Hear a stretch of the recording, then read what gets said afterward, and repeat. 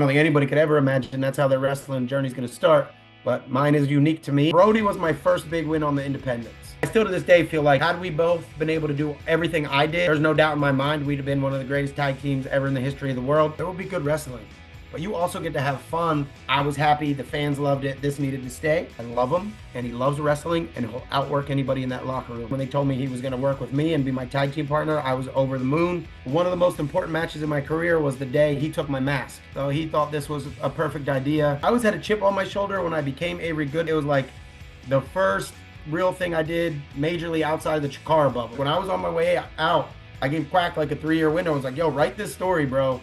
And that's like the one thing in wrestling. I was like, if I can have this one thing back, it's like, give me a year working with Sidney. It would have been just so much fun. Whoa! Hey!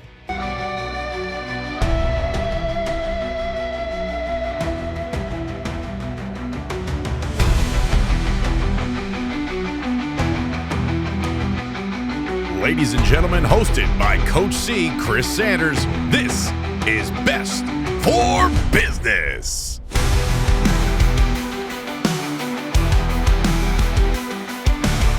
All right, everybody, welcome back to the channel. Another episode of Best for Business. This was an episode I didn't even think we were going to make happen, but I'm so pumped for. Avery Good, professional wrestler, man. Thank you for joining me for this one.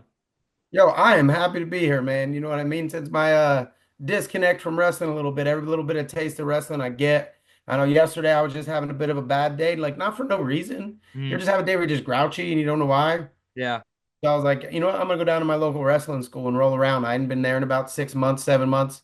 So I was like, I'm just gonna go tumble around in the ring a little bit, and it instantly put me in a better mood. So I came home happy, took a shower, smile on my face when I went to sleep. Nice. So one thing I can see right there is the passion for pro wrestling. So for you, how did that ignite? Wrestling for me was like, it's like one of those things I don't remember life without. Even though it wasn't necessarily like born in me. So I have a cousin that we grew up like brothers. So we're 6 months apart. I'm the older one by a little bit. And for a minute early on in my wrestling day, we were actually a tag team for a little while. But wrestling wasn't really in the cards for him long term. But he was the diehard. He was a Hulk Hogan kid through and through, which meant I hated Hulk Hogan. So I was an Ultimate Warrior kid. WrestleMania 6 was huge for us. And yeah, so like he loved wrestling and I loved hanging out with him. So like, again, we've been hanging out since we were born. And so I don't remember life without loving wrestling. And then he gets the credit 2 times because about 11, 12, you know, I mean, I was born in 1983. So about 11, 12, like WWF, it's getting kind of cheesy for me. I'm in middle school now. Like, you know, I'm cool and wrestling wasn't. So I was always like the closet wrestling fan. I stopped watching. And then he calls me up one day and he says, hey, you got to turn on MSG channel 11 o'clock on a Tuesday night. And I'm like, I'll be asleep. It's a school night. My mom won't let me stay up. So I snuck it the first night, and what I turned on to TV was to ECW, and all of a sudden I was like, whoa. Like, coolest thing I've ever seen. I don't care who thinks wrestling is lame. This is cool. And I've been diehard ever since. So, Rob gets the credit twice over. Even when I got out of it, he drugged me back in. And, of course, ECW being what it was and as special as it was, that made me, ECW, fast forward, was the reason I became a pro wrestler too. Like I wanted to find that. I wanted that family, that something special in pro wrestling. So yeah, that's where the love of wrestling came from for me. So shout out to Rob, my man. So going from there, loving ECW and loving wrestling, your cousin getting into this, when did you officially decide to start training and how did you decide where to train at? So after high school, I went to college, but I didn't really know why. Other than like I knew college was a fun place where we can drink beer and have a good time and my mom's not there. So that's what I did. So that didn't last long. I failed out pretty quickly. And then as I came home, now I'm in like this weird like life turning point, like shit or get off the pot. Sorry, I don't know if I can say the S word, but I said the S word. And so the only thing I knew in my heart I really wanted to do was be a wrestler. So I was like, hey, like at this point I'm pretty lazy, I'm pretty out of shape, and like my heart was just like, this is the thing that you need to do. And I started thinking long term. I had a friend who, like my best friend, passed away when I was 20. So that was all happening too. And I think just all of that wrapped around my brain. It was like, if there's one thing I need to do in my life, like when I'm laying there, like, and I look back at my life, like I need to have been a pro wrestler. So that's kind of how I made up my mind to become a pro wrestler. I also at that time then was like, pro wrestling is like tough, man, to make a career successfully. And as hard as I worked, that's something I never did. And luckily for me, I promised myself I'd go back to college and I'd have a goal and I'd work just as hard at wrestling or at college as wrestling taught me to work. So wrestling gets all the credit for my work ethic and everything that I've accomplished since I started wrestling. Because before wrestling, I was a lazy piece of crap, that's for sure. And proudly very much the opposite of that still to this day, but that's thanks to wrestling. So I've got associate's degree, bachelor's degree, master's degree, all that stuff. But thanks to wrestling, wrestling taught me how to set that goal and work hard. Wrestling schools, like I didn't know, like I Yeah. wouldn't say I wasn't an indie wrestling fan, but I didn't really know about indie wrestling. And my dad would take me, he would take me to ECW shows when I was younger at Ag Hall in Allentown. And then when we would leave, there'd be like local indie guys handing out flyers. And those guys, it was called EWF, Eastern Wrestling Federation. They had a school called BC Bumps, which is not where I went. But my trainers initially trained there. But those are like the indie shows I would go to. Mhm. EWF Hardway, it was called. So I'd go to those indie shows. But then when I decided to be a wrestler, this is probably 7, 8 years later, I literally just Google searched pro wrestling schools near me. I guess maybe back then it was a Yahoo search. Yeah. Yeah. Um, and the one I found, well, I found two, and one was WXW ran by Off of the Wild Samoan, which I did get on my like local service electric TV, so I would watch that sometimes. Mhm. And then the other one was called PXW, and it was two guys, Martial Law and Love Bug, and that was they trained in the back of Bud Carson's Pro Wrestling World, which is famous. The Chikara School originally started in the back there as well. But it had just moved before I decided to become a pro wrestler. So I chose PXW and the two guys there, Marshall and Lovebug, great dudes. But everything we learned was very basic, like late 80s WWF style wrestling. We did back elbows and body slams and leg drops and hip tosses and, coming in the hard way. Like it was, which was great. It was great for my foundation. More so, I give those guys all the credit in the world for kind of teaching me my place in the wrestling world. Keep your mouth shut and your ears open. Pay respect to the guys who came before you and things like that. They taught me how to carry myself professionally. And they taught me my first bumps and they gave me a great foundation in the ring. But it was through those guys. Those guys, actually, Martial Law and Lovebug were both on the very first ever Chikara show. They were friends with Quack, and so Wow. they Quack come in and run a seminar.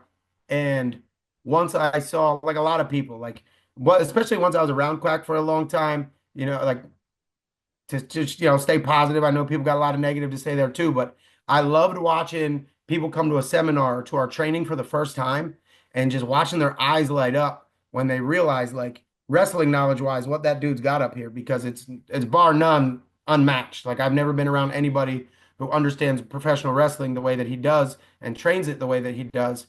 So I was like, as soon as he started talking, I was like, my mind was blown, right? Mhm. I was hooked, and I was like, I need to know what this guy knows and everything this guy knows, right? Like I loved my school and I loved to start, but I knew I wanted more than that. I wanted to be better than what they could offer. And then Quack offered that. And then when he gave me his card, he goes, yes, we trained at the ECW arena in Philadelphia. And then once I heard that, I was double hooked. I was like, wait a minute. I get to go to ECW Arena and train in a ring, and like this is amazing. So I got his card. So then I kind of had two schools. Like he didn't charge me a full tuition. It was more like a pay as you come, like 20. I think I was paying him $25 or $20 Mhm. every time I showed up. But like again, I was motivated and ready to work. So I was there like a regular student. I was waiting tables to come up with the money, driving myself down to Philly, which was about an hour and a half drive for me. And then I get there and I discover the other trainers that are there, Chris Hero, Claudio Castagnoli, the other wrestlers that are there, your Fire Ants, your Hollow Kids. And I'm just watching all these amazing wrestlers and I'm just like so excited. Like this is for me, man. I'm Yeah. here. And like I said, my goal is to find that special thing in wrestling. And I knew from the first time I saw a Chikara show that it was very different than any other wrestling that ever existed before. And that's what I wanted. And that's what I found. So I was like, I will show up. I'm going to pay my dues. I'm going to do whatever they ask me to do. I just need to be a part of this company. And fast forward a little bit, I earned that. I checked that box. Yeah, so you talk about Shikara now. Growing up now, I'm only 20 years old, but I know Shikara's lineage, the king of the trios, the tournaments, everything they did. For somebody that wrestled for Shikara, what would you say was like the atmosphere? Like, what was wrestling for Shikara? Like you said, it was so different than everything else. It was fun. Like Yeah. like, and that's one thing I always said about wrestling. And even when I got out, I stuck to my own mind. And you hear people say it a lot, but I don't know how many often people live to it. We're like, hey, when this isn't fun for you anymore, it's time to check out. And I got into wrestling with like, I want fun. I want a family.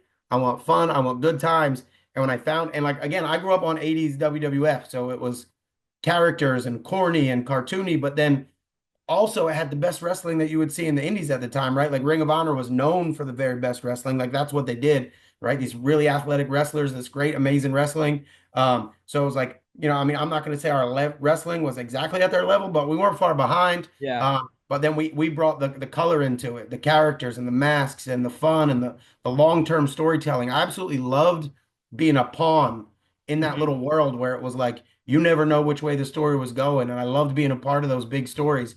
Even when I was going to exit wrestling, like I told Quack that 3 years in advance. He didn't believe me because people try to quit all the time and they don't.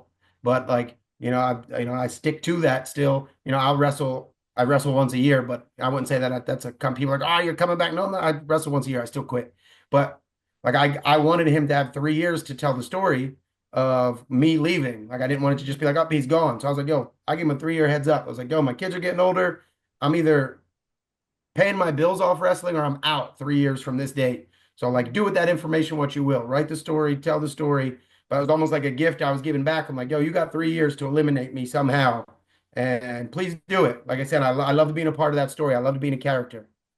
Yeah, so your career, like when I was doing research, maybe it took me like 3 or 4 hours. I told you, it kept going and going. I was watching old matches, I was listening to old podcasts. So the first thing that sticks out is about Chikara is the creativity. Now, for you, you've had a bunch of different personas. The first one I asked you about was creator wrestler. How did the idea come to be? It wasn't my idea. It was again, Wow. I'm showing up to training all the time, right? I'm showing up to Mhm. training all the time, and I don't know if I'm considered a student. I don't know if I'm considered for like a booking with the like I had a gimmick I was doing at the time, just like on some local indies, and so I didn't really know where I stood. And then one day Mike comes up and he's like, "Hey, I have an idea. We have this character we've been talking about for a while, and it's called Creator Wrestler." And then he pitched me the idea of it. And like honestly, as soon as he was talking to me about a gimmick or I didn't care what it was. Like Mm. I wanted to be a part of the company so bad that I was saying yes to whatever it was. It's like, would this interest you? I'm like, yes, very much, very much. At the time, did I realize quite like what I was getting myself into? Definitely not. Mm. I know, and we couldn't really have any idea, hence the gimmick, right? It was like Yeah. I wrestled generic character, and fans literally entered ideas. And then being a young wrestler, I didn't get a say in what idea got chosen. So I was like, hey, you're going to be this generic guy, go and show people you can wrestle. Then we're going to pick a silly gimmick for you, and that's what you're going to be. So it was definitely a journey for sure. And I don't think anybody could ever imagine that's how their wrestling journey is going to start. But mine is unique to me, and it's like everybody's is to them. And I don't think anyone's ever had one like mine. And so I appreciate my journey, even though it was very interesting at the beginning. Yeah, so then recently I was looking at your Instagram and you have that photo of that shadow box of all figures made of all your different personas. So I'm curious, the next one, I don't know if it's in order, but Ultimo Breakfast, was that your idea too? Or is that thrown at you too? Those are all fan entered Wow. ideas. So the way the character worked was for like 6 months, I'd be this generic video gamey guy, Mhm. right? And I do think part of the reason Quack gave me the gimmick was he saw my work ethic. So if you imagine a wrestling video game, when you create your own guy at the beginning, you kind of stink, Yeah. right? And then you got to earn attributes. And he's like, hey, this guy's not the best right now, but he's at training all the time. I can see physically he's in the gym all the time. I can see promo wise he's putting in work. Like this guy, like if you video game related, his attributes are going to keep increasing. He could see that in me. And so I think that evolved with the character. And it was awesome, that I got to live up to that. And I started as, jobber rookie guy. And then, I remember my first like mid card match and I remember my first big win. And those things came with time. So yeah, the first character was Moscow, the communist bovine, which broke my heart, to be honest. Because they're like, hey, you're going to be this big Russian cow thing. And I was like, okay, that's cool. I'll be like this Ivan Drago, big tough cow thing. I even pictured like a cow mask with a blonde crew cut. And then I was like, hey, like, do you have contact for a gear maker that I can use? And he's like, no, no, we got the gear for you. Don't worry about it. And I'm like, okay, that's a little weird. Like, you're buying my gear. That's not normal. And then when I pull up to the show the first day, we had a wrestler at the time. His name was Akuma. And Akuma has a very distinctive laugh where his arms chuckle and he rocks like this when he laughs. And he's outside the building and he's like, hey, did you see your gear yet? And I'm like, no. And he starts doing the laugh. And at that point, I'm like, oh no. Like I'm in trouble. Like what is this? And when I get in there, it's like basically like a Barney the dinosaur sized cow costume. Hmm. And I'm like, I can't wrestle in this. Like this is not what I hoped and dreamed. And like this is like, well, I can't do anything in this. And so it was a little bummer, but then like I picked myself back up. I'm like, bro, you this is the opportunity you wanted, and this is the form it's coming in. So it's your job and your opportunity to make the most of it. So the real, I think, a really important moment in my wrestling career um, happened in that costume where I make my entrance and I really don't know what to do. Hmm. And I think I did like a weird dance, and like nobody gave me any tips or pointers, or if they did, like I wasn't hearing it. I don't know. So I got in the ring, and it was a six man match, not a tag, Yeah. like 6-man scramble thing. Scramble. Yeah. And so like as they're calling the other competitors. I was the first one announced. And as they're calling the other ones, like in my brain, I'm like, what do I do? What do I do? And then it dawned on me I was overthinking. And Hmm. I'm like, hey, like, what would a giant cow be doing right now? An angry, giant, mad Russian cow. I'm like, he'd be doing nothing. Like he'd be standing here like he's the toughest man in the world. Yeah. And I took my hands and I crossed them like this and I just stood there. And like that's the moment where that costume taught me how to not be me, right? Wow. To accept what the character is that I'm trying to portray and start thinking through that lens, and then everything comes easy after that. Cool thing, a couple years later, we had a student at the Wrestle Factory who I don't know if I'd ever told that story out loud, but he brought that up to me. He goes, I watched you as that cow, and he goes, I saw the minute you got it. And I was like, wait, when was it? And he described it, and I was like, dude, like you 100% nailed that. Like that's exactly what was going on in my brain. And then once I got it, I got it. And from that point on, like, not that I was like great at it. I was still very new at wrestling, but I understood being a character and living a gimmick and those kinds of concepts because in that big costume, I had no choice. Like I couldn't, Yeah. can't do all my cool wrestling moves. Can't do, all the stuff I've been working on at training. Like my only option is to be this character or this is going to flop big time. And I wouldn't say it was crazy over, but it didn't Hmm. flop either. It was just kind of there. But then so at the end of the year, Chikara ran Yeah. in seasons. Yeah. So come that January, I go back to being creator wrestler, right? Gear's a little bit nicer. I'm in a little bit better shape. Nope, right? People can't see me under the cow suit, so I'm a little right, little step up the world. Creator wrestler for a couple more months, and then the gimmick would always debut at Young Lions Cup, which was a tournament we had for wrestlers under 25. Hmm. And so then the second character was Ultimo Breakfast, which I liked. The gear was awesome. It was Yeah. amazing. And I liked that I could wrestle, but I still to this day don't know what an Ultimo Breakfast is. So now it was like there was no, like I got it. I was like a breakfast Spartan thing, but then I'm like, what does a breakfast Spartan do? I try to put myself in that same mindset and I'm like, I got nothing. I don't know. So I don't know. It basically lived off puns and wrestling and the gear was great. People were sad it went away. Like people were like, oh, do you Hmm. want to keep this one? Like, do you want this to stick around? And I'm like, no, no, no, no, no. And fans are like, but we like it. And I'm like, but I hate it. I don't know what to do. This is definitely not a long-term thing for me. But yeah, that was Ultimo Breakfast. So the coolest part was the gear. And then I got to actually wrestle a little bit. That was nice too. So one of the things that sticks out to me about you is your entrance, the best, the best. So I'm curious, how did that idea come to be? I can't take credit for that. That's Okay. a Sidney Bakabella idea. Uh-huh. Um, Sidney's the man. So I don't Yeah. know if you're not familiar with Sidney, you want to get him on this podcast. He's the greatest wrestling manager in the world, two-time WWE Hall of Famer. Yeah. Um, he's just the best. His mind for wrestling is absolutely amazing. And I sent him as I was becoming Avery Good, I sent him a different song. And he responded right away with no. And that was it. And then a YouTube link. And then I played it and I was like, yes, Hmm. this is why I send my ideas to you because you tell me they're terrible and then you give me a better one. So that was 100% his. The music thing with the arms up and down, that didn't really come out at first. Yeah. You're talking about it. Whoa, how did you do that? Hey, Yo, I was just saying how great you are.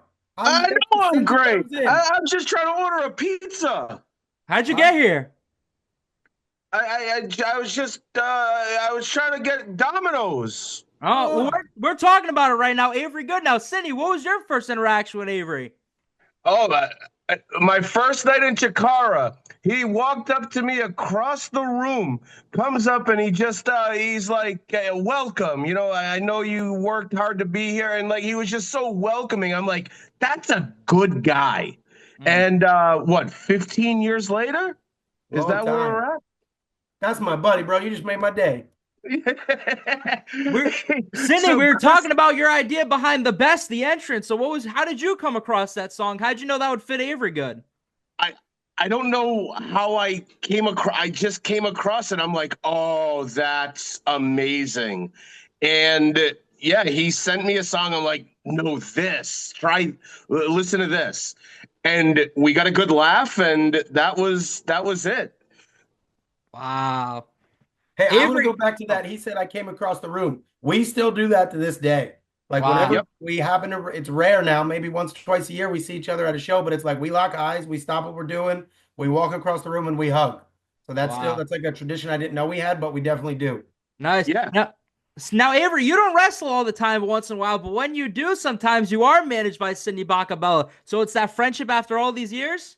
It's an amazing friendship, and I feel like it's like if I wouldn't even call it a regret because it's not like a choice I made that was a bad one, but like we finally got to team together, and he was finally gonna and we were gonna go on this historic run. The story we had in place, going back to kind of what I told you, like when I was on my way out, I gave Quack like a 3 year window. I was like, "Yo, write this story, bro." And the story we had in place was fantastic, and I know we were both looking forward to it so much. And then the way that all came to an end, we obviously didn't get to tell our story.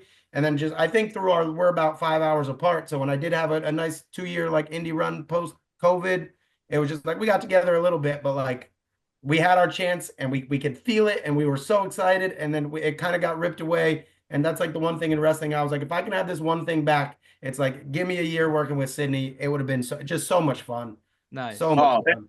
and we had fun, when we were together. It was good heat. It was think like everything with the Channing Thomas stuff now, but it was a completely different environment because we were working these G-rated shows, and then you get us who are out there just being vile and getting great heat. It was so good.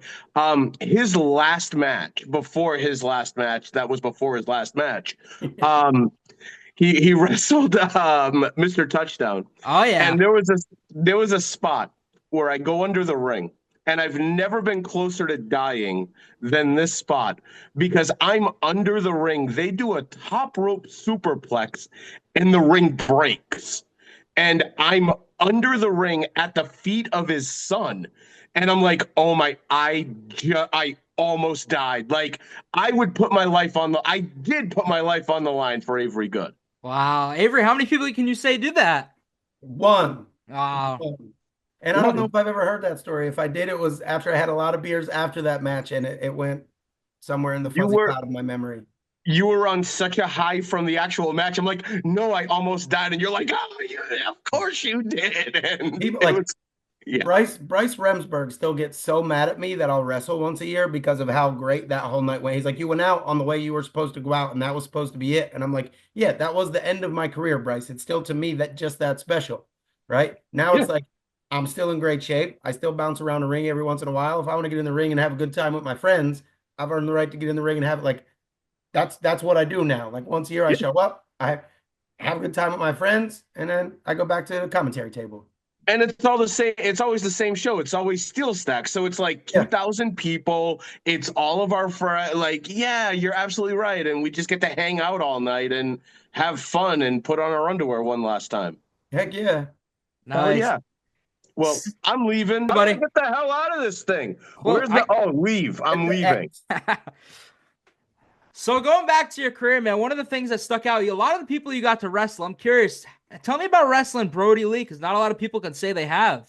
So I like that you just brought up that name because I Yeah. always feel like, and especially ever since he passed, Hmm. anytime I'm on a podcast and they ask me like my favorite matches, not my first, I don't know if it was my first match with Brodie or not, but there's one match with him that stands out. Hmm. And I always bring that up. And I always feel like I don't want everybody to look at me like, oh, he's bringing this up because Brodie became famous and Brodie passed away. And that's like a name to mention. It's like not. Um, like Brodie was my first big win on the independents, right? I was talking about moving Hmm. up the ladder. So I'm Yeah. Dasher now. I'll never forget it because I'd gotten married the week before. Wow. And we're in the meeting and they're like, hey, it's Dasher versus Brodie today. And Dasher's up. And everybody, I think, was like, and Brodie, who's the world's nicest guy, could care less about who was up. Hmm. And he just looks over and he goes, "That's your wedding present, kid." Wow. And then, so let me see. This is definitely the second time we wrestled. The first Hmm. time I was maybe creator wrestler or the breakfast was in Reading. Yep. So this is the second time, and it's at the Palmer Schrin Center, which I was just coaching basketball at about 2 hours ago. Nice. And so I had this idea, and this is why I'll love him forever. Because like even as a young guy coming up, who definitely shouldn't have been calling, not calling the match in the ring, but calling it beforehand. And Hmm. like I had all these silly ideas, and for being a big, tough looking, mean, he loved every one of them, and he just let me do my thing, and he let me share my ideas. And to me, so like I was saying before with the cow, that's how I learned how to be a character. This match is where I pinpoint storytelling, where I learned how to tell a story in the ring. Like you always hear the old people, you kids and your moves, and you need more storytelling. And so this is, I guess, where I worked my way far enough up the mental rung of Hmm. wrestling, the mental ladder of wrestling, and I figured out the storytelling thing. So Brodie at this time was blowing up, Hmm. and it started with he had a match with Tim Donst where when the referee was checking Tim Donst's boots, Brodie ran across the ring and big booted Donst's face off. If you've never seen it, it's on YouTube. Back in the day, it blew up big time. Went viral. I don't think we had that word then, but so now Brodie got known for this big boot, and he's murdering everybody with this big boot. So I'm like, Brodie, here's my idea. I'm supposed to win today. Nobody expects me to win today. I'm going to be in the corner. You're going to Shawn Michaels style tune up that big boot, right? And when it comes in, I'm going to roll underneath it, and you're going to crotch yourself up on the buckle, so Hmm. or up on the rope. So he does that, and he's crotched. I rolled to the floor, and as he's crotched, I ripped his boot off. So he's got one shoe on, one Yep. shoe off, and I roll back in the ring. And I don't know, maybe he put me down again, but I start my comeback, and like I know it was like something, something, something. I jumped off the top ropes. I stomped his foot, so I went right to the foot. Something, something. I hit a rope. I come back, and he big boots the snot out of me, right? But he Hmm. does it with the barefoot. Yeah. And so then, and this is his big killer move. Like nobody kicks out of this except for at 2 9/10. I did because he didn't have his boot on. See, Nice. kid, Yeah. that's storytelling. Write that down. No, I'm Yeah. kidding. Um, Wow. so that was my big brainchild, and I'm like, I don't know how he's gonna take it. And he was all for it. He's like, that's great. So then I kick out, and he gets all mad, and he puts the boot back on real quick. And then when he goes to tune up the next one, I under it, and I hit him with my finish at the time, and I got my first big win.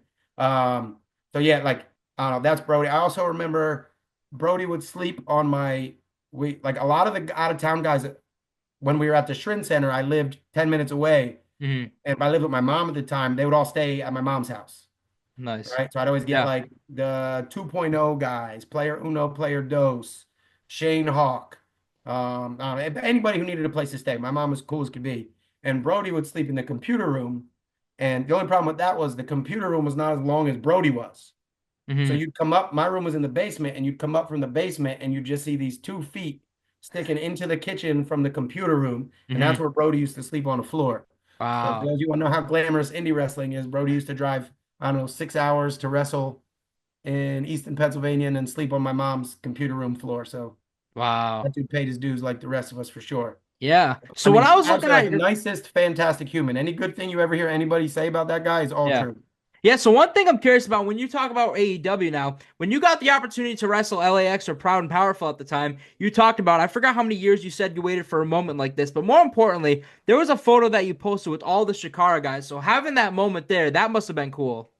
Yeah, super cool, but then it's like you eat your heart out a little bit because you're like, Mhm. out of all those guys, I'm the one not staying. You know what I Yeah. mean? And I definitely got my opportunities. For me, it was always just family first. Like Mhm. every single time I got a chance somewhere for something, it was, I'm a teacher in real life, so like especially then it was like COVID, and I Yeah. teach in the state of New Jersey. We weren't allowed like to leave. So my big chance with AEW came when they were down in Florida. I got a call from a buddy of mine who's doing very, very well there. And he's like, bro, you got to come down here. Now's your chance. Now's your chance. And I went into work and they're like, you can't leave the state. Like, you're not allowed to leave the state Mhm. without taking like 2 weeks or 3 weeks off work to quarantine and blah, blah, blah.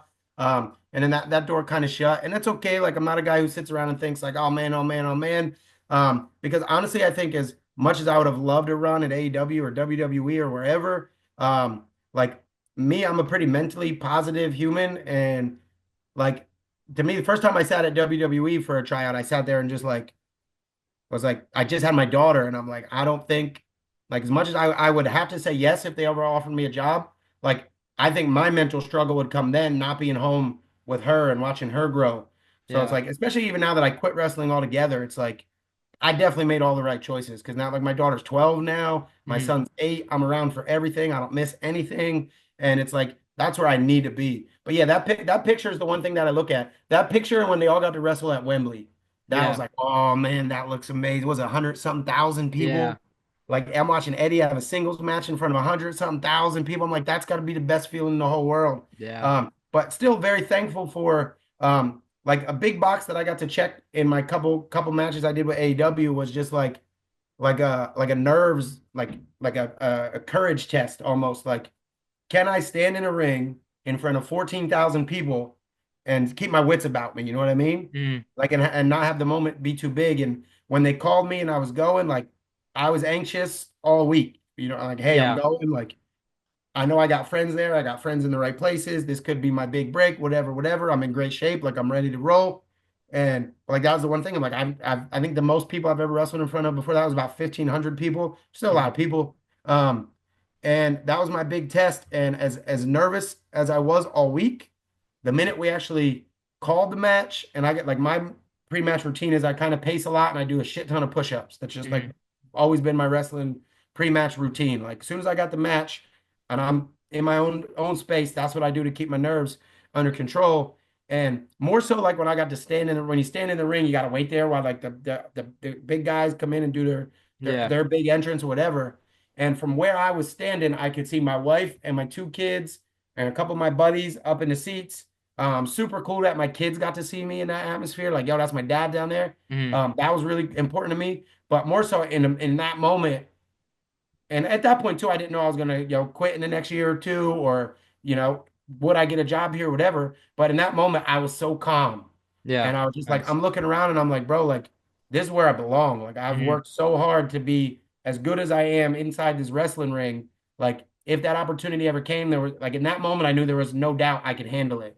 Mhm. Like, yo, this is a wrestling ring. Like any wrestling ring I've ever wrestled in front of 15 people or 200 people, it's the same thing.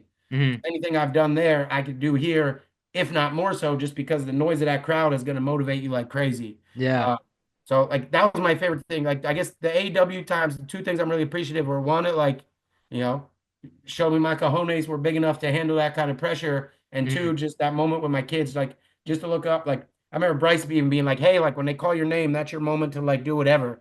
And I 100% missed it because I was just looking at my kids and I saw them looking at me, and like that was my moment. It was just Yeah. like, all right, sorry, I missed my cue, but that I had a moment that was more important to me. Yeah, so we talk about nerves. I was nervous at first when you said yes to doing this pod. I was so pumped because your resume keeps going and going. Now, you are part of so many tournaments that are iconic in wrestling. Now, the first one I want to ask you about, you actually won. Tell me about winning the 24th annual ECWA Super 8 because I don't know like so much now with COVID, but like even before then and sort of during it, that was like the tournament or one of the tournaments. Yeah, it's like definitely it's still to me the most historic Mhm. tournament in the independents. I wouldn't say like the line of names that are in it nowadays, or like when I started wrestling, where it Yeah, was like a who's who of these are yeah. the best 8 guys you're gonna find anywhere in the country. But it was still like it was important to me for a couple reasons. One, it was like the first real thing I did majorly outside the Chikara bubble, right? Most of my Mhm. accolades are within that bubble. And then when that bubble popped, and now I'm like out in the indies trying to find myself, I was just stoked to get booked for the Super 8. Yeah. Um, and then when I get there, like they don't tell you nothing. Like, hey, this is who you're wrestling. That's all. They don't tell you who's going over till just you're about to go out. So you better have a couple finishes in your Yeah. brain. And and so like honestly, I did not go there that day expecting to win that thing at all. Mhm. I just knew I was like I always had a chip on my shoulder when I became Avery Good because I had a lot of people, really important people to me in my wrestling career, definitely doubted that I could be Avery Good, that I could be an I wouldn't say I was like an obnoxious heel, but I'd say I was more of like an overly confident heel. Yeah. Like, and I felt like I deserved that. I'd worked hard enough. I was in the best shape of my life. I'm like, yo, this is like what the Undertaker said. This is me cranked to 11 right now. Like when I walk into a building, I know I'm the best wrestler in the building, and that's because I worked hard enough to earn it, and I believe that in my heart. So it was easy for me to express that. But then definitely when people doubted me, I was like, bro, I'm gonna dominate this. Mhm. So when I got there that day, that was really my only goal. was to go there and prove to whoever's watching, you know what I mean? Like this dude is a legit heel on the indies. We know he was Dasher Hatfield for a long time, uber babyface, John Cena style, as good as Yeah. could be kind of guy. Um, but then when I became Avery, it was very important for me that people respected that I could work the other side of the table. And so I just had my first match, and it went well. It went great. I got all the heat I wanted. And then the second match was an interesting one because I was wrestling another heel. Mm. But I knew at this point I did know I was going over. So I was like, bro, like I've got to leave this with more heat than you do because my night's continuing. Yeah. And he's like, how are we going to do that? And I'm like, I'm going to throw you in a headlock for about 5 minutes straight, and that's all we're going to do. He's like, what? And I'm like, yeah. I'm like, I'm going to bore the shit out of this crowd until they want to cheer for you. And it worked like a charm. And there were a couple big time vets in the back, John Finnegan, a couple other people, and they loved it. They were Wow. just like, dude, what you just did, like, because especially in today's wrestling, it's like, here we go, move, move, move, move, move, Mm. move, and we wake the crowd. And we worked a headlock, like he'd get up and fight up, and I put him right back down, and put him right back down, and put him right, and the people were booing, and they were mad at me, and I'm like, bro, like I'm winning this match, like it's Yeah. small venues. I'm like, I can talk to the crowd. I'm like, I'm winning. You better talk to this guy, and they got behind him eventually, and then the last 5 minutes of the match we gave them kind of more what they were looking for, but Mm. it definitely put all the heat on me. And then the whole day we were there, Kyle the Beast was on the show, KTB, and I Oh was yeah. catching the vibes that he was going to win the thing. Like just the way they had us take pictures and the way they were talking to him was different. And in the finals was me and Kyle even kind of caught the vibe he was going to win it. And we kind of like called the match that way. And then like 3 minutes before they went out, they came over and they're like, "Hey, Avery, you're up. Have fun, Wow. boys." And I was like, "Wait, what? What?" And so like one, I definitely got a little flustered. I give Kyle all the credit in the world for ring general in that match because my brain went, "Wait, what's happening?" Mm. Because I didn't expect it. And so there were definitely times in that match where I was lost, and he pulled me right back in. So he was a heck of a professional that day. Um, then I win, and I'm right back. So they're like, "Hey," this was probably my favorite part of the whole thing. They're like, "Hey, it's tradition that the winner gives a speech. The boys come out of the locker room, and they all circle the ring, and you give a speech, and they're like, say whatever you want. Like it can be from the heart, it can be whatever." And I clung on to say whatever you want. And again, back to like, you don't think I can be a heel, bro? Watch this. So they come out and they hand me a microphone, and I start screaming at every wrestler at the ringside to leave. Like, I'm like, I did all this work. Not one of you paved the way for me. This is my moment. I don't know why you're here. And I sat down till they all left. I wouldn't say a word. I got the idea afterwards. I wish I would have sat there till the whole arena cleared, like all the fans. Like I should have made them leave, Yeah. make everybody leave, and then when it was empty, now I'll talk because it was Mhm. on IWTV, so people would have saw it at home. Um, so like one, they're like, we didn't expect you to do that, and I was like, well, it's my moment. I don't need him Mhm. out here. This is my moment. And then I get in the back and I check my phone, and I love Jerry from IWTV anyways, but I got home and my wife was at a family birthday party or something, and I didn't know, but she used my IWTV login account and had the kids watch, and she sent me a picture of all the kids, or maybe it's a video of them jumping up and down and screaming when I won, and I lost my shit. I just sat down and I cried for like Mhm. five. Like it was so cool for me, like that AEW moment for my kids to see me in that ring. But then my kids watched live me win the Super 8. Like had I known I was going to win, I'd have brought them all with me. But I didn't. I honestly didn't think I was going to win. And then like I was just so overwhelmed. And it was just like such a special day. So the folks at ECWA, I'm forever grateful for you putting that notch on my belt. Yeah, I don't know. That's my Super 8 story. I still got the Yeah. giant trophy upstairs. I'll cherish it forever. Yeah. So you talk about your resume, keep going and going. Now you're a 9-time participant of the King of the Trios. Now that and the ECWA Super 8 to me were like the tournaments, and I feel like unfortunately the King of the Trios no more. But what was it about the King of the Trios you feel? I mean, 9 times you gotta be having a record or something at this point. Maybe I think Hollowicked might have me beat. Okay. Yeah, I don't know. Trios was just like, again, I go back to the word fun with Chikara. Yeah. Like it was always fun, and even like all the big name guys we would bring in, Mhm. like they knew what Chikara was about, and so I think they absolutely loved that they got to check like their tough guy man card at the door and just come play. Like, yeah, we're gonna wrestle good. There will be good wrestling, but you also get to have fun as soon as you get here, and like our crowd loves it. Like our Yeah. crowd, like whatever cheesy, corny thing you want to do to adapt to our like G-rated world, they're gonna love that you adapt in that way. And so I think wrestlers really love to be there, so they were in a good mood. You got to see and meet wrestlers from literally all over the world. Like Mhm. you look at guys that were in that tournament who nobody knew that are famous now, right? You look at like your Pete Dunnes and your Tyler Bates and Yeah. these types of people, right? It's a who's who list of who was in and out of King of Trios. Yeah, there were guys who are already famous, guys that became famous, ladies that became famous. Like those were all-star lineups. And so to be surrounded by that much talent and everybody's in a great mood, like nobody's like worried about their spot or being better than this or that or whatever. And it was just like the more fun you have in a Chikara ring, the more it's going to translate to a crowd and the more everyone's going to enjoy it. So like those weekends and then you just tack on all the special moments, right? Mhm. The 1, 2, 3 kid moment. Like I had a really cool moment with Tommy Dreamer in the back of a King of Trios one time during the tag gauntlet where we're sitting in the ECW arena and we could see the back of the Titantron Mhm. when things were projected, so we could see everything backwards.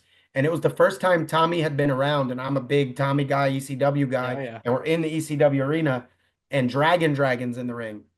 Um, Dragon, big. Just for those of you at home don't know, it's a big Barney Dragon costume, and I'm like almost embarrassed. I'm sitting by Tommy Dreamer in the ECW arena, and this big stuffed fluffy dragon's wrestling. Like he's gonna get pissed. This is the building he bled and Mhm. sweat and all that stuff to make famous, and we got a big fluffy dragon in the ring, and I'm waiting for him to get mad and storm out. And he looks at me, he's like, "Where's Mike?"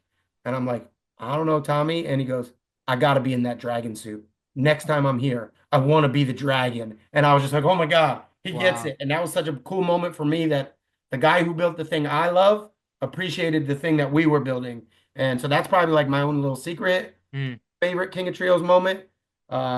There's also a King of Trios in Easton where it started Friday morning, and thank God I live in Easton, and we gave birth to our children in the Easton Hospital because the Friday morning of King of Trios, my wife had a gynecologist appointment, and he had told her she was going to go into labor that day, like first day of King of Trios, and that was the King of Trios. I was with Trent Seven and Tyler Bate, and Yep. she comes home, and she wasn't due for a week, and she goes, "Hey, the doctor said we're gonna have a baby today."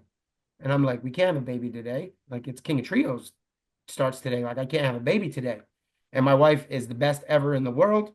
She doesn't like wrestling, so she'll never hear this or know that I said that about her. But if anybody at home knows my wife, tell her I said that because we agree. We're like, hey, I'm gonna go to the show. I will keep my phone on me at all times, and when I'm not wrestling, I will give my phone to Jacob Hammermeyer because my wife trusts him. And if you call me, luckily the show was closer to the hospital than my house was. I was Wow. like, I will beat you to the hospital. I will leave. I will drop whatever. And she was like, okay. So we go. I never get a phone call. We never had a baby that day. Weird thing was we won that Mhm. day. So now I have to be back the next day, which I'm probably going to have a baby the next day because we were supposed to have it Friday. It didn't come on Friday. Now it's Saturday. Like, all right, it's got to come today. Same deal. I go Saturday. No baby. We lose though Saturday. Yeah. Um, so the big kick in the pants came with Sunday. I was very, very, very, very excited. I was supposed to call the tag gauntlet with Joey Styles. We were going to do it on commentary, and again, ECW marked Yeah. me. Like I was pumped for that, but I did sacrifice that and was like, okay, that's not wrestling. I can stay home because the baby was supposed to come Friday. He didn't. He didn't come Saturday. He's got to come Sunday. Dude, that little bugger didn't come till Tuesday.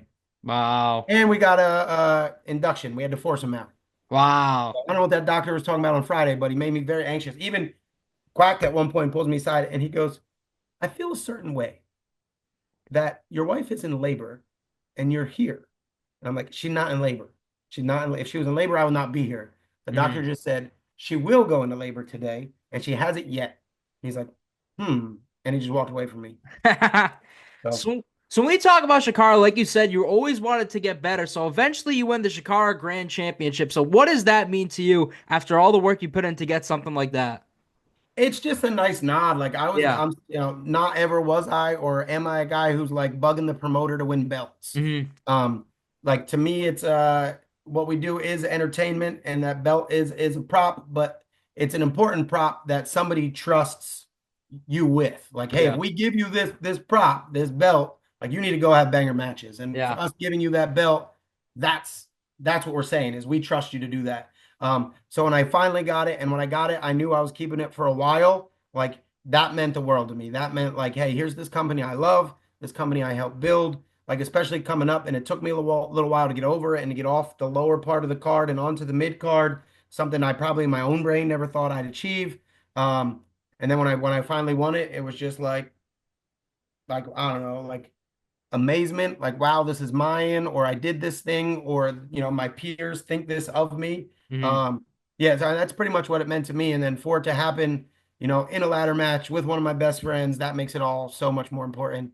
Not to mention, my biggest fear in life is ladders. I'm not afraid of heights. I don't like climbing ladders at all. Hmm. So I lost sleep all week knowing we were going to do all kind of dumb stuff on this ladder.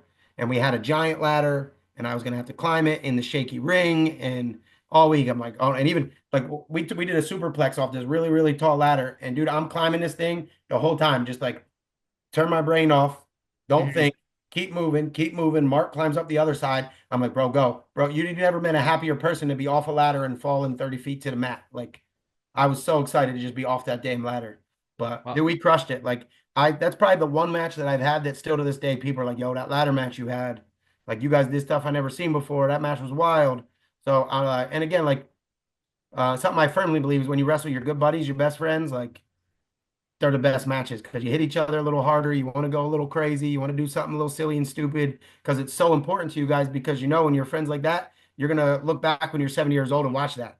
So hmm. you need to put, your best show on in those moments with your friends. And it's just like competition. Like I'm very competitive human, like mostly with my friends. Like I like to be better at my friends and everything more than like a stranger I just met. Like I'll beat my Yeah. friends, I'll talk shit to my friends, but then at the end of the day, we're gonna hug and love each other anyways. When you talk about Mr. Touchdown, do you have any stories that stick out? I know in 2014, 2018, you won the tag team tournaments, but you've had a career as King of the Trios, tags, everything with them. Yeah. So I met Mr. Touchdown before he ever started training. I was at a Harley Race seminar in the back of Bud Carson's Pro Wrestling World, Wow. and Mr. Touchdown comes walking in the way only he does. Right? Whenever I teach heel work, he's always my example because he's such a natural piece of crap. Hmm. And I say that with all love because when I first met him, like most people, I hated his guts. Hmm. He walks in a room like he's the coolest guy, the best wrestler, the most confident, oozing confidence, machismo kind of guy, like, and which is a turnoff for most Yeah. when people walk in, like, who likes this guy? Like, and that's how he was. And eventually I learned to love him because he's steady. Like he is always that way. Like in Hmm. wrestling, you get people sometimes their personality changes depending who they're around because you need people to like you in wrestling. It's just part of it. And Mark's a guy who is just Mark all the time. And once you learn to love it, you'll love it forever. But this Harley Race seminar, he walks in like he belongs there. It never ran a rope, never took a bump. And Harley Race found out he was there and then just exercised us all to death Wow. because he didn't really care. He's Harley Race, Yeah. what I mean? He's the king. And so because of Mark, there was a group of like 10 of us that did push-ups and sit-ups and squats till we threw up. And thanks, Mark, you jerk. Um, but like I learned to love him. And then like I remember the day like he did like a tryout thing for Quack. Quack was Okay. looking for guys and Mark did it and he did well. I knew he would do well. And Mike, he's like, comes up, he's like, tell me about this Mark guy. And I'm like, Mike, he's an asshole but I love him and he loves wrestling and he'll outwork anybody in that locker room. So I think that helped get him a job. And then when they told me he was going to work with me and be my tag team partner, I was over the moon because I already loved him at that point. And like just knowing you get to spend that much time and make that kind of memories and put in that work along somebody that you love and trust is a big deal. So that's why even like Mark's last match was me and my last match was Mark. And that's just how it was supposed to be. And both those matches were bangers. And especially like when Mark came back and wrestled mine, he hadn't wrestled in like 2.5 years. He was a little heavier, but he didn't miss a beat. And my Wow. dad, who's not a wrestling pro watcher, Mark Mhm. by any means, was like, he looks great. He looks like he'd been wrestling this whole time. I'm like, Mark's an athletic freak of nature, Dad. Like, he's the man. I don't know. So, Um, so many. one quick Mark story for you. Absolutely. We're in London. Chikara's running shows in London. Yeah. Quack's kind of notorious for his locker room speeches, Hmm. right? Really get the boys revved up. And don't get me wrong, once you've heard 100 of them, sometimes it gets a little old. Yeah. But then every once in a while, he'll hit a key where you're like, oh, it sucks you back in. And I'm sitting behind Mark, so I could see him. He's in front of me, and he's all ready for the meeting. He just left the gym. Maybe he's feeling all puffed up and buff and whatever. And Mike gave him one of the best speeches he ever gave. I forget what the topic was, but I can see Mark eating it up. I see Hmm. him like rocking and getting fired up. We're in I forget what they're called, some big giant Spanish name where it's 4 tag teams, but they split up the partners. Mm-hmm. So like Mark's on the other team, the NRG guys, the Batiri, and somebody else was in this match, but we're all split up from our partners. So Mm-hmm. it's 4-on-4 and tag teams are split up. And Mark's getting fired up and he's getting fired up. And then the meeting ends and he pops up out of his chair and he grabs me and he goes, "See that turnbuckle right there?" I'm like, "Yeah, Mark, I see it." He goes, "I'm diving over that fucking thing today." I'm like, "What?" And he goes, "I'm diving over that thing." And he was all right, cool. We went and called the match. We called the spot. Mark's diving over the turnbuckle. Great. Great. About an hour later, we're in Gorilla getting to go out and he comes over and he grabs me again. And he goes, "I don't know if that's such a good idea." I'm like, "Bro, it's too late now. Like, Yeah. you called it. Everybody's Yeah. ready. Like, suck it up, bro." And he did it, and it was amazing. But I love after he calmed down, he was like, "Oh, wait a minute. Wait a minute. Mike got me hyped back there. Like, this might not be the best idea." But that's Mark in a nutshell. Wow. But one of the best people I ever met in wrestling. And like sometimes I'll get asked, like, if there's one guy who didn't make it who should have, it's that guy. Like that guy was born to be on TV. He could cut promos from day one. He showed up jacked when he was like 18 years old. Like, funny thing is he got that football gimmick. He never played football or watched football or likes football. All, all he ever wanted to be was a pro wrestler. Like he Mhm. wrestled as a little kid and he wrestled in high school just to become a pro wrestler because that's all he ever loved. And I love Mark for it. Like I said, if there's like one guy who if he ever got a chance to go be in whatever company's on TV and would have never came back down, it's that guy. Unless he Wow. pissed somebody off. He couldn't piss somebody off along the way. But talent wise, he was the dude.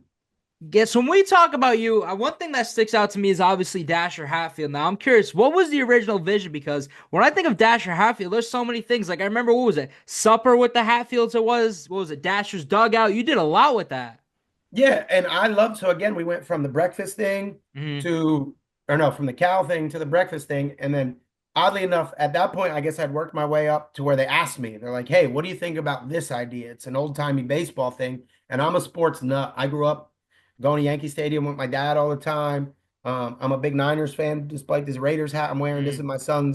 my son's team that he plays on, not the Oakland Nice. Raiders, just our local team he's on. And so I was like, wait, I had to do the cow thing, didn't like it, the breakfast thing. Now you're gonna give me a sports thing. I was like, let's go. I Hmm. love the idea of it. And from day one, I came out of Young Lions Cup, fans loved it, and we all kind of knew right away, like, this is the one. We eventually found a way for me to keep it because it was supposed to go back in rotation again, back to creator wrestler, but we all knew like I was happy. The fans loved it. This needed to stay. So I was happy that I got to keep it. Yeah, and then just the way Chikara is, it's ever in an ever evolving world. So as time went on, Supper with the Hatfields was just like one of Chikara's ways of just kind of taking advantage of YouTube and getting more footage and different other kinds of things out there of taking Hmm. advantage of these outlets that we now have. It was actually one of the students there. It was one of his idea, and he kind of came to my house that day and pieced it together and produced it. So that was really cool of him. So it wasn't even my idea, but then it was just a lot of fun. Yeah. Um, Cool thing in the videos, the guy who plays Boomer in those videos was my actual nephew Ryan, who we replaced with a student later on when Boomer became like an actual wrestler. Hmm. But my nephew got to actually be in him. That was really cool. Nice. Yeah, it was just fun. We filmed it in my real house.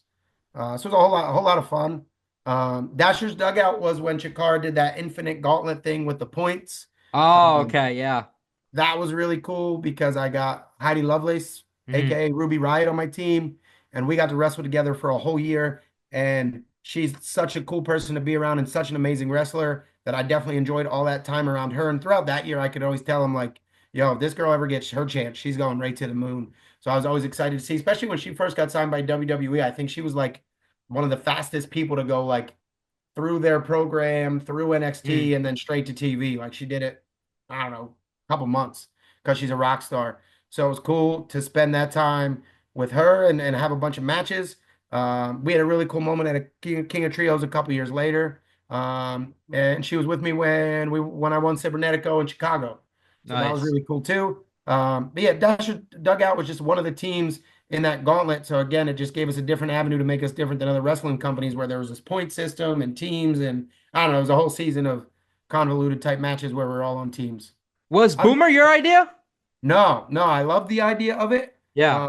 But I remember again, as Quack comes up and he's like, "Hey, we got this student. We want to bring Boomer back. We think he's great for it." And then I met the student. I love him. He's tons of energy, Hmm. positive, hardworking, an absolutely amazing athlete. nimble is a great word for him, but just good dude. And then even to fast forward, this might be one of your questions or not, but like I'll always love him because one of the most important matches in my career was the day he took my mask in Hmm. Chicago. And that was very important to me again because like when I like becoming a heel was my idea. I had to fight for it. I was told no a lot, but I was at a point where being Dasher and being good was easy. And there was no challenge to it. And I no longer like I was kind of getting bored and complacent.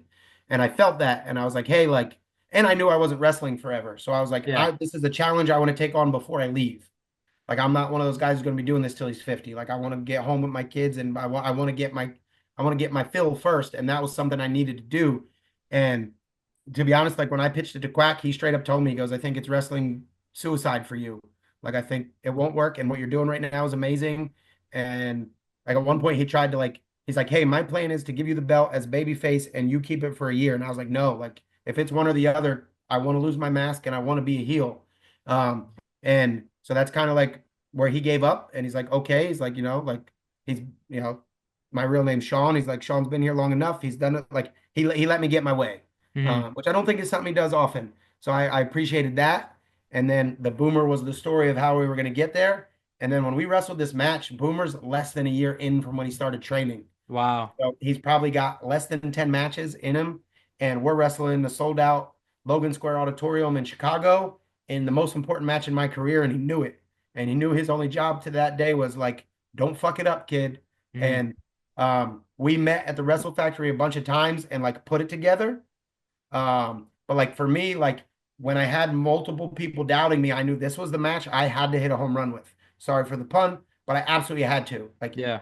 if we flop today, then I'm proving everybody right that I can't do this. So that wasn't an option for me. And to say that's like it's like I probably have less than 5 matches in my career where I walked in the back and went, I wouldn't change a thing. We just did everything I planned to do or we planned to do, and we nailed all of it. And that was one of those matches.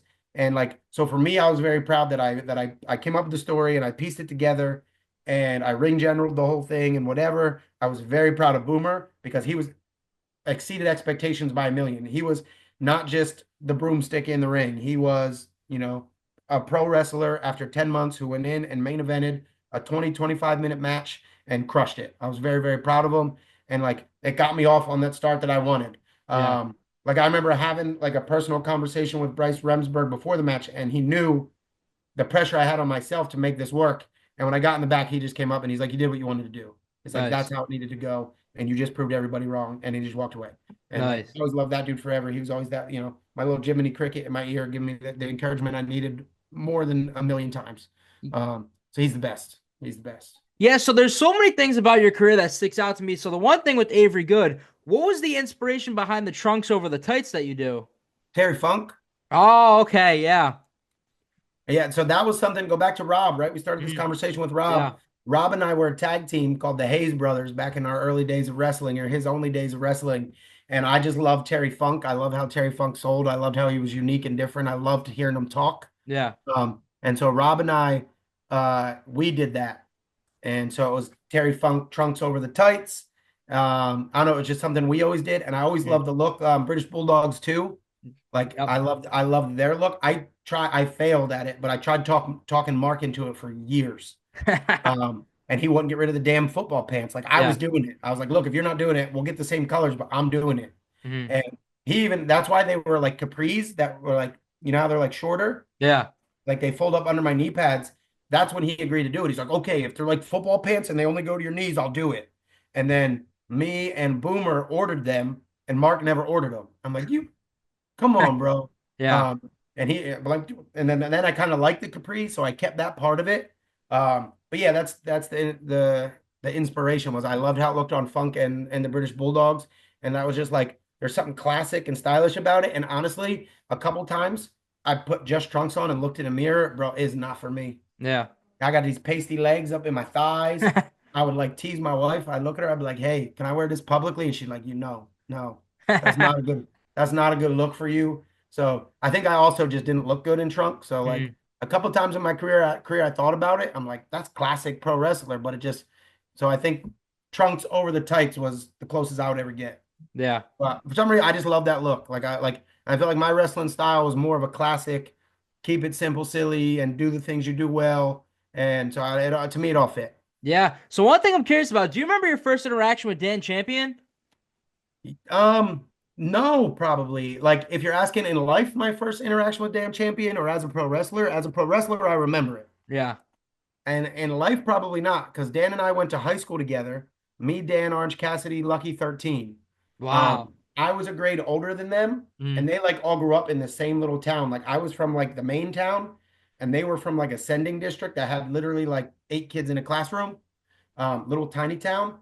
Um, but I knew of them because I knew they had a backyard wrestling federation that I was always secretly super jealous of. Hmm. Um, but I say this as like to rag on those guys too. I was way cooler than they were in high school. So in high school, I was just like, oh, I'm gonna drink beer with my buddies and chase girls, and pro wrestling in the backyard's not cool. That's not gonna probably help me get laid anytime soon. So like, I secretly wanted to be there, Yeah. but I was wrong for it. But in my own brain, I was like, no, no, no, too cool to do that. But I was always secretly jealous of those guys. And then fast forward a couple years when I decided to become a pro wrestler, I ran into Dan at a bar called Delahante's. And I went right up to him and I was like, hey, I started my wrestling training. Like, do you have any advice? What can I do? Like, and Dan immediately took me under his wing. And he was driving around as the New Jersey Independent All-Stars at the time with Lucky and Orange Cassidy. And those guys put me in the car and they started taking me to shows. They took me to my first Chikara show because um, Fire It and Retail Dragon were on those shows. And that's when I discovered, like, I'd already known Quack, but I didn't really know of Chikara. I knew he had a company named Chikara, but I didn't know what Yeah. it was about. So I like helped set up the ring and I just stood on the wall and was like, this is amazing. Like I want to be part of this so bad. But yeah, that's so my first wrestling interaction with Dan, I remember very well. I think I had on a Hulk Hogan WrestleMania 7 t-shirt. And Dan like, hey, I like your shirt. And I'm like, Dan, I'm a pro wrestler now. Remember me? I'm Sean from high school. Can you teach me like right now Yeah. the cards flipped. Like Dan's way cooler in the world of pro wrestling. So now I needed to like suck up to Dan and find a seat in the car with those guys. Yeah. So one thing I'm curious. So you wrestle, and now is it after the match with Mark not too long ago you become the director of the championship committee for IWTV? Um, that was probably about a little over a year ago now. Okay. Where like Jerry hit me up and he's like, "Hey, I know you're not like wrestling anymore, but would you be interested in this role? Like, we want like a spokesman.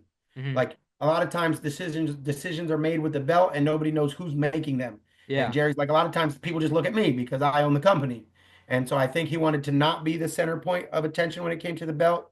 Um, and he knows I like to talk, so he thought this was a perfect idea to give me that job, and I loved it. I don't officially ever, I never got officially fired, but Nice. it definitely it just kind of faded away. Yeah. And I was kind of okay with that because I think it was going to build towards me getting murdered by Cruel, which I was not excited about at Uh, all. yeah. I got to be in a movie. That was really cool. I had a Mhm. small role in the movie that they made. Um, so I don't know what's that called, IMDb. I don't know if I have one of those now because I was in Jared Scary Horror Cruel movie. That would be cool. But yeah, so I'm glad I got to have my fun with that. I got to cut a couple really good promos. Mhm. And I didn't have to get murdered by Cruel, so that ended well. Yeah. So when we look back at your career, whether it's Dasher or Avery Good now, what would you say are the match that defines your career? Matches that define my career. All right. A couple of them I talked about already. I'd say the match with Brodie was my like solid. I'm a mid card guy now. I got this Mhm. win over Brodie Lee. It was a big nod in my mind as far as like me being proud of myself of the pro wrestler I was becoming because of the storytelling ability I think I gained or the confidence I gained to speak up with my ideas. And sometimes you got to fight for your ideas when you're Mhm. calling a match with somebody else. So to have the confidence to do those things. The match with Boomer was definitely a big one. Losing my mask, I guess before that then was the ladder match with Mark. Again, just fear of ladders and just being able to crush it Yeah. with your best friend like that. I tried as Avery Good. Definitely, I had a match with Alex Shelley Yep. um, for Yeah. LVAC that it was supposed to be Tony Deppen, who I believe double booked himself. So Tony Deppen, thank you for double booking yourself. Not that I wasn't very excited to wrestle you as well, but Alex Shelley is Alex Shelley, Mhm. and that's who they got to replace Tony. So I was like, oh, okay, this worked. I was bummed. I was super bummed when I didn't get to wrestle Tony. But then they're like, but you're gonna wrestle Alex Shelley, and I was like, oh, okay, that is good too. Okay, I guess. And so we get there, and super nice guy, like one of the nicest people you ever met. And actually, he like a month or two before we wrestled, we were down at the H2O building on a show together. And it's probably the second or third time we met. And when I went to say goodbye to him, he like, I went, hey man, it's good to see you, whatever. And I went to walk away and he pulled me back and he goes, hey, when are we going to wrestle? And I was like, oh, Yeah. Shelley just asked me when we were going to wrestle. And then like, I think he spoke it into, what do we call that? Speak it into existence. Existence. Yeah. Yeah. And cause then a month and a half later, like, the bookers down at LVAC were like, hey, you're going to wrestle Alex Shelley. Tony Deppen can't make it. Then I get there and we start calling the match. And while we're putting it together, he tells me the story of he wrestled a kid the week before. And he said, the kid, he's like, I've seen the kid wrestle. I know he's good. And he brought up how the moment was too big for the kid. And the kid flustered and forgot everything. Mhm. And I was like, bro, why did you put that into my brain? Yeah. Right? Like, so I'm like, so then we get through the whole match calling it. And as we keep trying to call it back, I keep forgetting shit. And it's clear and obvious that I'm like, wait, what? Like the moment now was getting too big for me. Mhm. And like probably he was again super nice and patient. Like the 12th time I'm forgetting something. He tried to change something and I could tell he was now dumbing the match down for me. And that's when in my brain I went, no, like that's not happening. I was like, hey man, can I have a minute? And I went in the bathroom and I did like do you watch Ted Lasso? Yeah. So I only this recent now because I'm watching it now, but you know when the other what's his name? The coach who left the team, the Wonder Kid. I know what you're talking about. I can't think of the name. Yeah. Yeah. He goes in the bathroom and like splashes water on his face to get Yeah. confidence. Like Totally. I Yeah, did wake that. I up. went in Yeah. the bathroom and I looked myself in the eyes and was like, bro, you are absolutely good enough to go in this ring and wrestle Alex Shelley right now. Like get your shit together and pull your head out of your butt and get Mhm. out there and do what you need to do. And it worked. Like I went out there and I was like, bro, let's call this boom, boom, boom, boom, boom, boom, boom. And then we absolutely killed it. Sydney's not here. I wish he was here because he tells it better than me. Like Sydney's my manager during this, and he gets to the back and he's like, Sean, that was beautiful. He goes, about 3 minutes in, I realized you guys didn't need me, and I just faded into the crowd and I let you guys do your thing. And that was Wow. such a big compliment coming from Sydney Mhm. because, like, that's his time to shine too. Like, this is his time to be the manager in the main event, and he let us have our match. And again, it's probably one of those ones where I got in the back and I'm like, I'm not changing anything about it. And I've like being in the ring and being able to hang with a guy like Alex Shelley, like to me, it meant like I can now hang with any wrestler in the world. Like if you can Mhm. hang with this dude and we got in the back and I can tell he was genuinely pumped about how it went. I'm sure I had him nervous earlier. And then he was at the time filming for The Life of with IWTV. Yeah. And he's like, hey, like I want you on my show, like my episode. So then like we went and talked for a little bit and that made his IWTV, which was cool. But like just to earn that dude's respect that day, like I always feel like pro wrestling is one of those worlds where you weird worlds where you can make a best friend in a night. Mhm. Like you can, and not that we met for the first time that day, but it's the first time we had like a real conversation, first time Yeah. we wrestled. And by the end of that, whenever we see each other, there will be, a hug and a hey with like a mutual respect. Like in pro wrestling, you can meet somebody you've never met, build something super magical that captivates a room together, Mhm. right?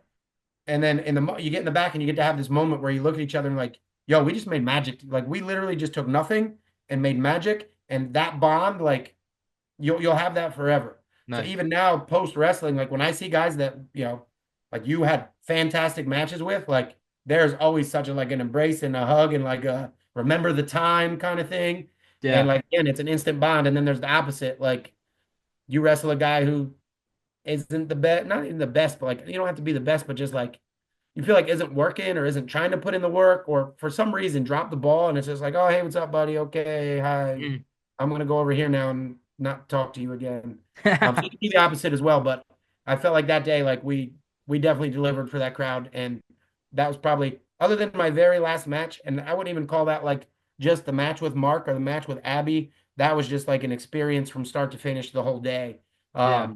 So I don't know if I count that as one of the biggest matches of my career. Definitely on the list of most special, just because of how it all played out so well and the story we told and a sold out.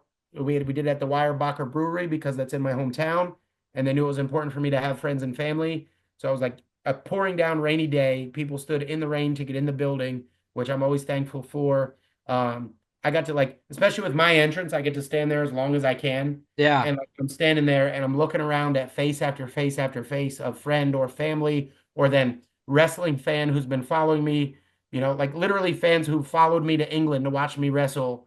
And they're now here watching my like just so like almost too much for me in the moment. And Yeah. then I look out and it's Rob. Back to Rob again. We're coming Yeah. full circle. And Rob's about 6'3", 270. So he's a big dude. And he got half of one of these teeth right here. When we were Yeah. little kids, he was climbing up a slide and he chipped it and he never got it fixed. So it's literally half a tooth. Mm. And like I'm standing there and I'm doing my thing and I just see his big old smile and like immediately cried. Nice. Like I'm like, nope, can't cry, suck it back in. Like I'm trying. He's smiling at me and I know he's feeling everything and he's just proud of me for, like for running on with this journey as long as I did. And we both know like if there's any regrets and it's not a choice or anything we could have made, but it's not doing it together. Mm. In his case, he had his first kid at 18, he had another one at fresh 20 and another one at 22. So it was just like it wasn't in the cards for him because he started his family so early that he had to be home first. Yeah. And I still to this day feel like had we both been able to do everything I did and get the training I did and put in the work I did, there's no doubt in my mind we'd have been one of the greatest tag teams ever in the history of the world. Because Rob was a big dude, he was an athletic dude, he was like a Terry Bam Bam Gordy build, Hmm. right? Like not big jack dude, but just big and nasty looking. You know what I Yeah. mean? Like, and he had a little temper on him too, but for as big as he was crazy athletic and he had a mind for wrestling.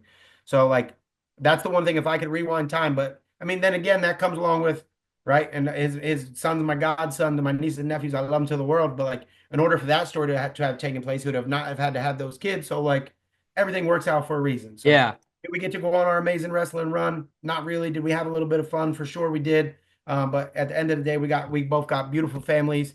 Right, his oldest daughter now is going for her first teaching interview in a couple days. I'm Nice. super pumped. Right, my niece Yeah. gonna be a grown up, so that's Nice. exciting. Yeah. So as we're wrapping up real quick, I'm curious, do you know the longest you stand there putting your arms up for the best? Like how long it's been?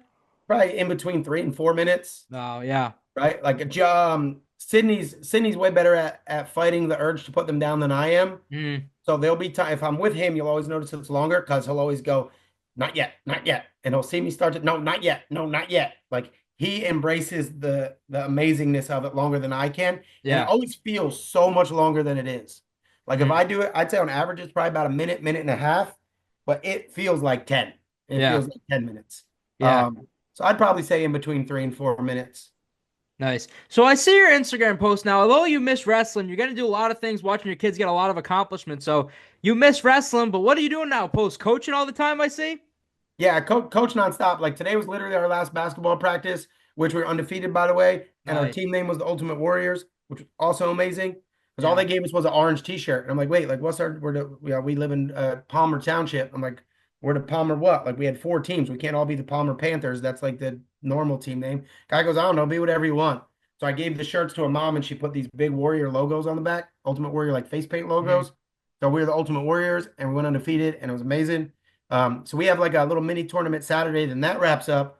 Then literally the next day I have my coaches meeting for we play like so my son plays baseball in spring, which is normal baseball, but we also play like a 5-on-5 spring flag football team. Mhm. That's kind of like just for like fun, not real Yeah. serious.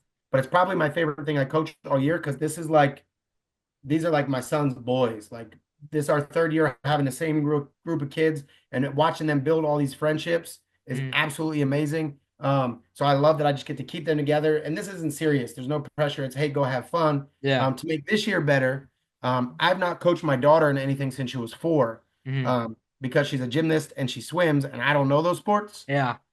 So she has decided she is playing spring flag football. So now I am Nice. the head coach on my son's team, and I'm just helping out on my daughter's team. I'm so excited just to coach her, and I don't even know if she is more excited to play football or just have me coach her, because I think she gets a little jealous that I coach her brother all the time, which is totally understandable. So I'm very excited to coach her in some flag football. Other than that, I still dabble in around wrestling. Yeah. I don't wrestle other than my once a year at LVAC. So if you've never seen me wrestle and you want to see me wrestle, folks out there, right? When LVAC comes back to Steel Stacks, that's usually September, October. You best bet I'll be donning the boots again. For Nice. that one, I always look forward to that. Maybe that's my reason for staying in such good shape all year long and popping into training every once in a while. But yeah, I do commentary for LVAC. If you've never been to an LVAC show, they sell out every time. Nice. So when they put tickets for sale, get one. Also, it's just tons of fun. It is Yeah. like if you took the fun from Chikara and you made it like PG-13 rating. So we get to, they can say a curse or something along those lines. And it's at a local private, other than the Steel Stack show, they're all at Sokol's, which is like a local private bar, which means beer is still very cheap. So the crowd is tons of fun. There's no seats, which my mom hates because she doesn't Yeah. like standing. She's older. She's like, I don't like that show. There's no seats anywhere. So she will come to Steel Stacks, but then I always got to get her a seat. Nice. So I'm there, and I'm very excited to be a part of. They've sold the show out, but it's the first time ever. It's called Power Pro Lucha, which is going to be in Philly in March either 29th or 30th. I want to say it's the 30th. It's one of those 2 days, but I think that's already sold out. So it really Nice. doesn't matter that I don't know the date because you can't buy a ticket for it. Nice. So I will be at Power Pro Lucha, and I will be not wrestling, but I'll be there helping out and showing my face here or there, doing a little commentary and some other things. So that's exciting too. That's about it as far as wrestling goes. Other than that, just being dad, raising my kids, Nice. and trying to keep my toe in wrestling as much as I can. Nice. Well, Avery, I want to thank you for joining me. Like I said, I was a complete shot in the dark reaching out. We made this happen. However, I've ended every interview the same. Now, the day you decide it's all done with pro wrestling, which I hope is no time soon, what do you want your legacy in pro wrestling to be? That I worked really hard, but most importantly, that I had a whole lot of fun. Nice. Right? That was it. Like I enjoyed. People ask me now what I miss, and it's not the roar of the crowd, and it's not the matches. It's two things. It's traveling with my friends, and it's creating that something out of nothing. We were talking about that magic a little bit, the art form of taking absolutely nothing and then being able to turn that into a crowd room of people giving you the reaction you want. That is the most magical feeling I've ever felt in my life. I guess I got to say right up there with being a dad because I'm a dad too. Yeah. But it is there. It is right there with it. So my legacy would be just that I enjoyed the shit out of wrestling, and I'm still enjoying it as much as I can. Maybe, you know what I mean? Like I said, my kids are growing up about 10 years. They'll both be 18, and maybe I come back a little bit. Who knows? Nice. Avery, I want to thank you again. Thank you for taking the time to do this, man. I appreciate it. Yo, you're absolute professional, bro, and you're only Thank 20 you. years old. You're so impressive. So Thank you this very is what much. you got planned for your life. You're gonna crush it. Thank you, man, for doing this. And thank you, everybody, for watching this episode. This was Best for Business.